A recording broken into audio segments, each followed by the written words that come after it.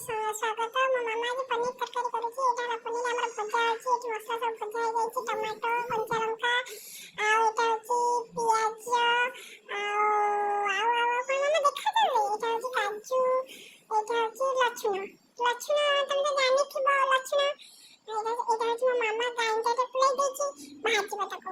ଏଇଟା ହଉଛି ଆମର ମଷ୍ଟାର୍ଡ ଅଏଲ, ଏଇଟା ହଉଛି ତେଜପତ୍ର, ଏଇଟା ହଉଛି କାଠ ମସଲା ସବୁ ଫୁଟିଲାଣି।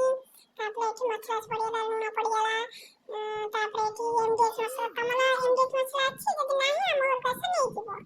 ଏଇଟା ମସଲା ମୋ ମାମା ଦେଖୁନ କେତେ ଟମାଟୋ ପଡୁଛି। ଏଇଟା ହଳଦୀ ପଡ଼ିଲା, ହଳଦୀ ମାନେ ଟମାଟିକ ପାଉଡର, ଏଇଟା ହଉଛି ଜିରା ପାଉଡର, ଏଇଟା ବି ଏମଡିଏଚ୍ ମସଲାର। ଏଥିରେ କିନ୍ତୁ ଆମର ଚିକେନ ମସଲା ପଡ଼ିବନି, କାରଣ କାଳେ ଚିକେନ ହେଇଥିବ। ଏଇଟା ପନିର ଆଉ ଆଳୁ ପଡ଼ିଗଲା ମସଲାରେ। ଭଜା ହବ, ଭଲସେ ଇଏ ହବ। ତାପରେ ଏଠି ମୋ ମାମା ତିଆରି କଲା, ଏଇଟା ଲଙ୍କା କାଟିଲା, କଞ୍ଚା ଲଙ୍କା, ଏଇଟା ହଉଛି ଧନିଆ ପତ୍ର, ଏଠି ହଉଛି ଧନିଆ ପତ୍ର କଟା ହେଇକି ତରକାରୀ ପଡ଼ିବ। ଏଠି ତରକାରୀ ଦେଖ କେମିତି ଫୁଟୁଛି, କେତେ ୟାମି ଦେଖାଯାଉଛି।